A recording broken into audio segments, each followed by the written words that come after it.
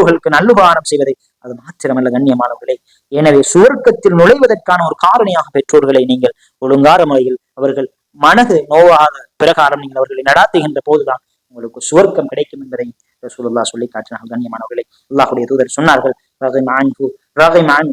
கீழே 3 முறை சொன்னார்கள், நாசம் உண்டாகட்டும் நாசம் உண்டாகட்டும் என்று சொல்லிவிட்டு சொன்னார்கள், மன் யா ரசூலல்லாஹ், யாருக்கு யா ரசூலல்லாஹ் நீங்கள் சொன்னீர்கள், யாருக்கு யா ரசூலல்லாஹ் இப்படி சொன்னீர்கள் என்று கேட்டவுடன் ரசூலுல்லாஹ் சொன்னார்கள், மன் அத்ரக வாலிதைஹி இன்தல் கிபர், எவருடைய பெற்றோர்கள் முதுமையை அடைந்து இருக்கின்ற நிலையில், அஹதுஹுமா அவ் கிலாஹுமா கிளைஹிமா, அல்லது அவர்களில் ஒருவரோ அவர்களில் இருவரோ யார் முதுமையை அடைந்திருக்கின்ற நிலையில், சும்ம லம் யதுகுலுல் ஜன்னah, அவர் சுவர்க்கம் நுழைய முடியவில்லையோ அவர் கைதேசவாதி. கண்ணியமானவர்களே, இந்த உலகத்தில் ரசூலுல்லாஹ் சொன்னார்கள், முதுமையை அடைந்ததற்கு பிறகு கிடைக்கின்ற மிகப்பெரிய பாக்கியம் கண்ணியமானவர்களே அவர்களுக்கு பணிவிடை செய்வது.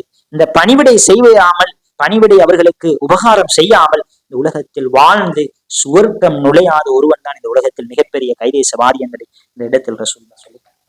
கண்ணியத்துக்குரிய சகோதரர்களே, அல்லாஹ்வுடைய தூதரிடத்தில் ஒரு மனிதர் வந்து, யா ரசூலல்லாஹ், நான் அல்லாஹ்வுடைய பாதையில் ஜிஹாத் செய்ய வேண்டும் என்று கேட்கிறார். இந்த இடத்தில் ரசூலுல்லாஹ் கேட்டார்கள், அஹய்யுன் வாலிதா, உங்களுடைய பெற்றோர்கள் வாழ்ந்து கொண்டிருக்கிறார்களா? அதற்கு சொன்னார்கள் ரசூலுல்லாஹ், ஆம் என்று அந்த சஹாபி சொன்னவுடன், பெற்றோர்களுடைய விடயத்தில் மிக அவதானமாக இருந்து கொள்ள வேண்டும்.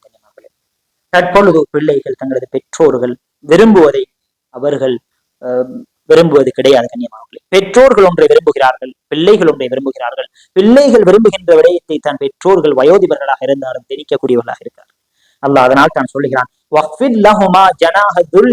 அவர்களுக்காக வேண்டி நீங்கள் உங்களுடைய இறக்கையை பணியுங்கள். கண்ணியமானவர்களே, உங்களுடைய இறக்கையை பணியுங்கள். அவர்களுக்காக வேண்டி, அவர்களுடைய சந்தோஷத்துக்காக வேண்டி, அவர்களுடைய இன்பத்துக்காக வேண்டி உங்களுடைய வாழ்க்கையை நீங்கள் தியாகம் செய்யுங்கள், இரக்கத்தை அவர்களுக்கு கொடுங்கள் என்று அல்லாஹ் சொல்கிறான். கண்ணியத்துக்குரிய சகோதரர்களே, எனவே எனது சகோதரனை அவர்களை நோக்கி நடந்து செல்லாமல் பறந்து செல்லுங்கள். பெற்றோர்களுக்கு நீங்கள் நல்லுபகாரம் செய்வதில் நீங்கள் நடந்து சென்று விடாதீர்கள், அவர்களுக்கு பணிவிடை செய்வதில் பறந்து செல்லுங்கள். அவர்களை நீங்கள் கேள்வி கேட்டு சந்தோஷப்படுத்துங்கள், அவர்களுக்கு விடை அளியுங்கள். அவர்கள் கேட்கின்ற போது அவசரமாக விடைகளை நீங்கள் அளியுங்கள். அவர்களது பொருத்தத்தை பெற்றுக் கொள்ளுங்கள், அவர்களுடைய பாவ மன்னிப்பை பெற்றுக் கொள்ளுங்கள். இவர்களுடைய தாய்மார்கள், பெற்றோர்கள் இந்த உலகத்தில் வாழவில்லையோ அவர்களுக்காக வேண்டி பாவ மன்னிப்பு தேடுங்கள். எனவேதான் தங்களது பெற்றோர்களுக்காக நாங்கள் இந்த உலகத்தில் வாழ வேண்டும். அல்லாஹ்வுடைய தூதர் ஸல்லல்லாஹு அலைஹி வஸல்லம் அவர்கள் சொன்னார்கள், முஆத் பின் ஜபல் ரலியல்லாஹு அன்ஹு அறிவிக்கிறார்கள், அவுசானி ரசூலுல்லாஹி ஸல்லல்லாஹு அலைஹி வஸல்லம், அல்லாஹ்வுடைய தூதர் எனக்கு உபதேசம் செய்தார்கள் என்று முஆத் பின் ஜபல் ரலியல்லாஹு அன்ஹு சொல்கிறார்கள். அதில் ஒன்று, வலா தஉக்க வாலிதைக வஇன் அமராக அன் தஹ்ருஜ மின் அஹ்லிக் வ மாலிக், உன்னுடைய பெற்றோர் உன்னுடைய குடும்பத்தை விட்டு, உன்னுடைய சொத்தை விட்டு வா என்று சொன்னாலும் கூட பெற்றோர்களுடைய வார்த்தையை நீ மதிக்க வேண்டும் என்று அல்லாஹ்வுடைய தூதர் சொன்னார்கள், எனக்கு உபதேசம் செய்தார்கள் என்று முஆத் பின் ஜபல் ரலியல்லாஹு அன்ஹு சொன்னார்கள். கண்ணியமானவர்களே, அவர்களுக்கு ஒருபோதும் அவமரியாதையாக, அவர்களுடைய மரியாதை குறைவாக நீங்கள் நடந்து விடாதீர்கள் என்று சொன்னார்கள். ஒரு மனிதர் அல்லாஹ்வுடைய தூதரிடத்தில் வந்து கேட்டார், இன்னலி இம்ராத்துன் யா ரசூலல்லாஹ் வ இன்ன உம்மி தஅமுர்னி பிதலாக்கிஹா, நிச்சயமாக என்னுடைய மனைவி இருக்கிறார், என்னுடைய மனைவியை என்னுடைய தாய் தலாக் செய்யுமாறு சொல்லுகிறார். அந்த நேரத்தில் என்ன யார் சொல்லலாம் செய்வது என்று சொன்னவுடன் அல்லாஹ்வுடைய தூதர் சொன்னார்கள், அல் வாலிது அவ்ஸத்து அப்வாபில் ஜன்னah ஃபஇன் ஷிஅத ஃபஅதி ذلك الباب واحفظه. ரசூலுல்லாஹ் சொன்னார்கள், நீங்கள் உங்களுடைய பெற்றோர்கள் இருக்கிறார்களே, உங்களுடைய தந்தை இருக்கிறார்களே, இவர்கள் சுவர்க்கத்துடைய கதவுகளாக இருக்கிறார்கள். அவர்களை நீங்கள் உபதேசம் துளைத்து விட்டும் செல்ல முடியும், அல்லது அவர்களை பாதுகாக்கவும் முடியும் என்று அல்லாஹ்வுடைய தூதர் ஸல்லல்லாஹு அலைஹி வஸல்லம் அவர்கள் பெற்றோர்களுக்கு நாங்கள் எந்த அளவுக்கு கண்ணியம் கொடுக்க வேண்டும், அவர்களுடைய திருப்பொருத்தம் தான் அல்லாஹ்வுடைய திருப்பொருத்தமாக இருக்கிறது. அவர்களை நாங்கள் கவனிக்கின்ற போதுதான் அல்லாஹ் எங்களுக்கு சுவர்க்கத்தை தருவதாக எங்களுக்கு சொல்லுகிற கண்ணியத்துக்குரிய சகோதரர்கள், பெற்றோர்களுக்கு நோவினை செய்தல் பெரும்பாவங்களில் ஒன்றாக காணப்படுகிறது, பெரும்பாவங்களில் ஒன்றாக காணப்படுகிறது. அது மாத்திரமல்ல, தனது மகன் இல்லாமல் போனதால் தனது கண் பார்வையை இழந்தார்கள்.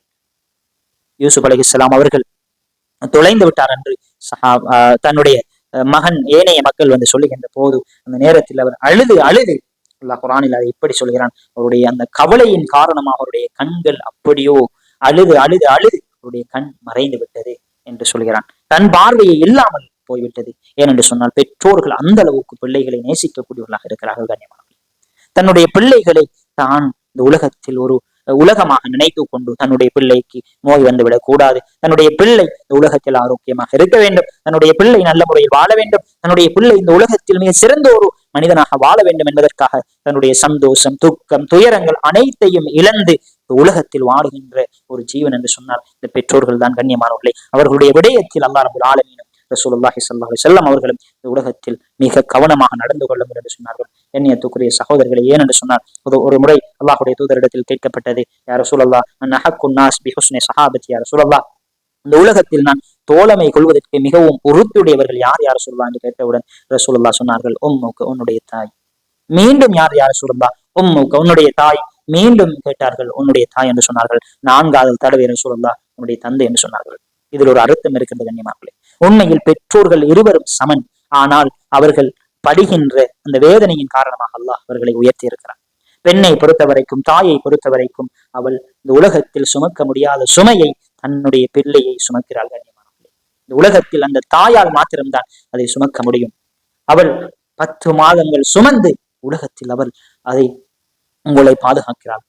இந்த உலகத்துக்கு வருவதற்கு உங்களுக்கு வழியாக அமைக்கிறாள். அது மாத்திரமல்ல, அவள் பிள்ளையை பெற்றெடுக்கிறாள். இந்த உலகத்தில் சக்கரத்தாளனுடைய வேதனையை அந்த இடத்தில் அனுபவிக்கக்கூடிய ஒரு தாயாக அந்த இடத்தில் மாறுகிறாள்.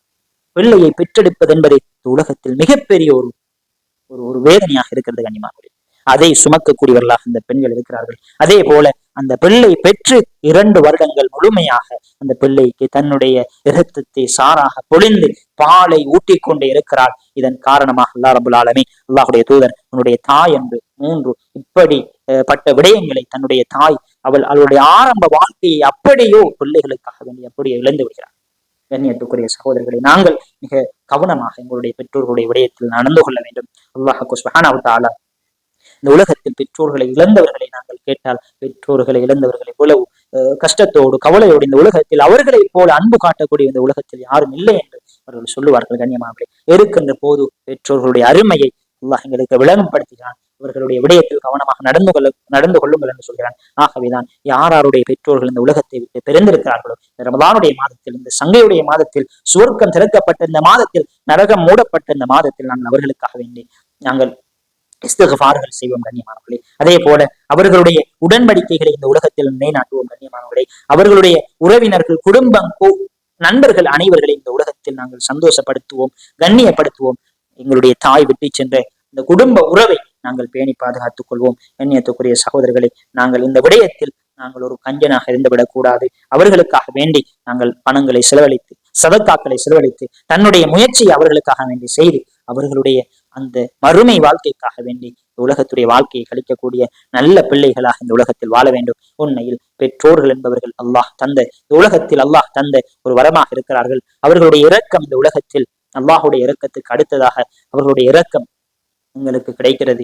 என்னுடைய தாய், ஒவ்வொருவரும் தன்னுடைய தாயுடைய அந்த வாழ்க்கை, எனக்காக அவர்கள் பட்ட கஷ்டங்கள், தன்னுடைய தகப்பன் பட்ட கஷ்டங்கள், தன்னுடைய தகப்பன் தன்னுடைய தொழிலை தன்னுடைய பிள்ளை செய்து விடக்கூடாது, தன் கஷ்டப்பட்ட விடக்கூடாது என்று மற்ற மனிதருக்கு கீழிருந்து பல பேச்சுக்களை பெற்றுக்கொண்டு இந்த உலகத்தில் முழு வாழ்க்கையையும் பெற்றோர்கள் தியாகம் செய்து வருகிறார்கள். அந்த முழுமைக்கு வருகின்ற போது அவர்களை விரட்டி விடாதே, அவர்களை திரட்டி விடாதே, அவர்களோடு மோசமாக கலைத்து விடாதே என்று அல்லாஹ் ரப்புல் ஆலமீன் எங்களுக்கு உபதேசம் செய்கிறான். கண்ணியமானவர்களே, உபதேசம் அல்ல, அது ஒரு கட்டளையாக அல்லாஹ் சொல்லுகிறான், அதை ஒரு தீர்ப்பாக சொல்லுகிறான். இந்த உலகத்தில் வாழுகின்ற நீங்கள் அதை செய்யவில்லை என்று சொன்னால் உலகத்திலேயே அதற்கான கூலியை நீங்கள் பெற்றுக்கொள்வீர்கள் என்பதை எங்களுக்கு தெளிவாக நாங்கள் பார்க்க முடியுமாக இருக்கிறது.